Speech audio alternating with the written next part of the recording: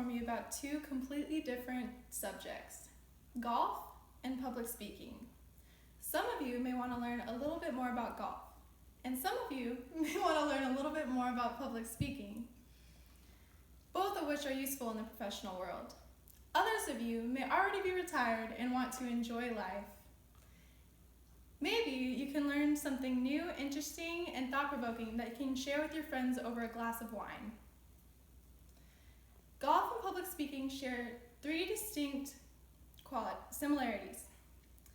They are both mind games, they are both a lot more complex and dynamic than people realize, and they both go against natural human tendencies.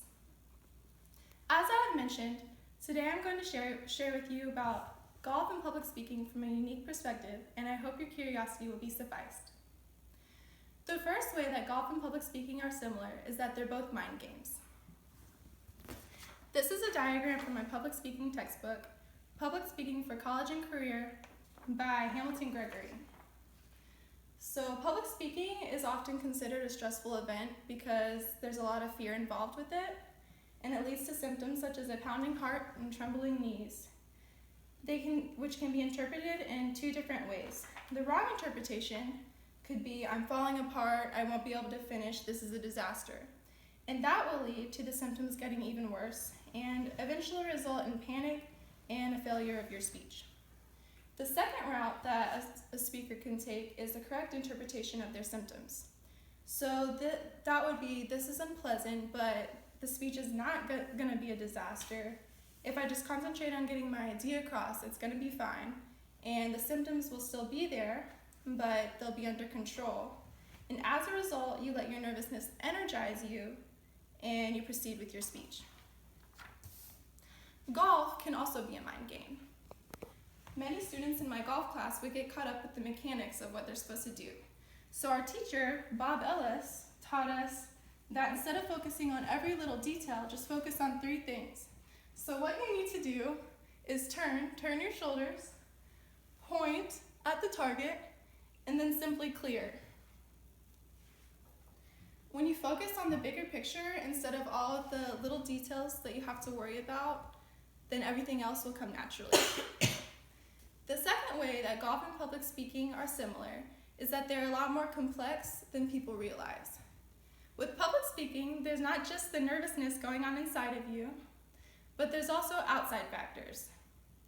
There could be a train going by that's making a lot of noise, or there could be a broken air conditioner that's making everybody hot and sweaty and making it difficult for them to enjoy the speech.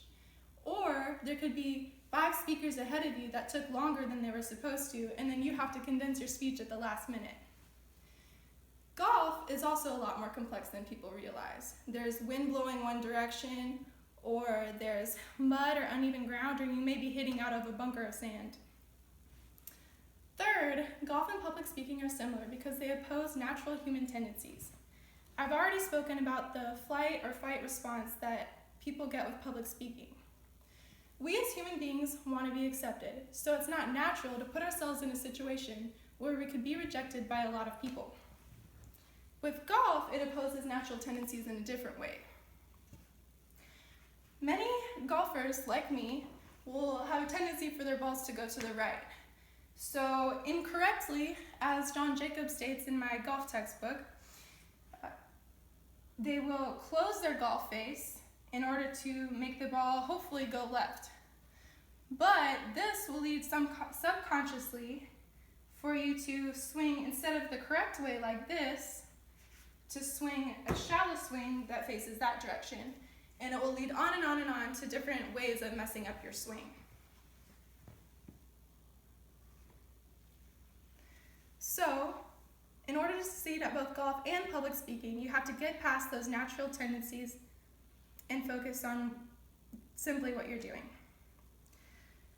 As I've mentioned, golf and public speaking are similar in many ways, 3 of which are that they're mind games, they're a lot more complex than people may realize, and they oppose natural human tendencies.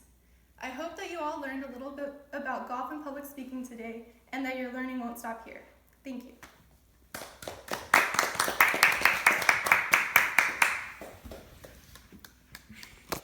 How much time and 50 piece. Oh, wow.